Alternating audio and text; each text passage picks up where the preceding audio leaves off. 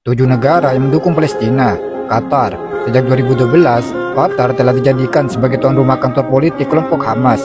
Oleh sebab itu, pemerintah Qatar dengan tegas mengatakan Israel bertanggung jawab atas meningkatnya kekerasan terhadap rakyat Palestina. Maka dari itu, memimpin Qatar bertemu dengan Menteri Luar Negeri Amerika Serikat Antony Blinken untuk membahas mengenai upaya gencatan senjata.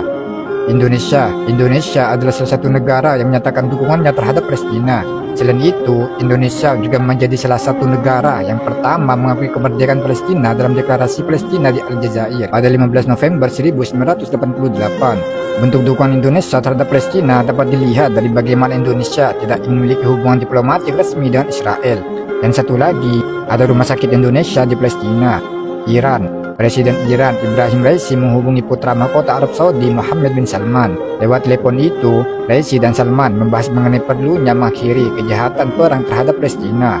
Afrika Selatan. Pemimpin Kongres Nasional Afrika menyatakan bahwa peristiwa yang terjadi di Palestina mirip seperti kejadian apartheid Afrika Selatan, di mana warga satu ras dipaksa pindah dari negaranya. Sebagai bentuk dukungannya terhadap Palestina, pada 2017, Afrika Selatan memutuskan untuk menurunkan tingkat hubungan diplomatiknya dengan Israel. Turki. Bentuk dukungan Turki terhadap Palestina dapat dilihat ketika Presiden Turki Recep Tayyip Erdogan meminta Israel menghentikan pengeboman wilayah Palestina di Gaza.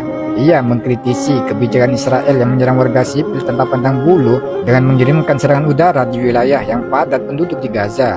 Arab Saudi. Meskipun Arab Saudi mendukung Palestina, negara ini tetap menyerukan agar kedua negara segera menghentikan peperangan.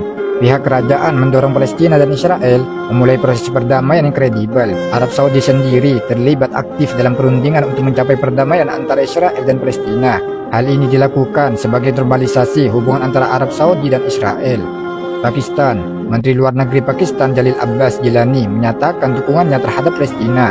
Gilani menyatakan berdiri dalam solidaritas dengan rakyat Palestina dan menyuruhkan akhirnya segera kekerasan dan penindasan yang dilakukan pasukan pendudukan Israel.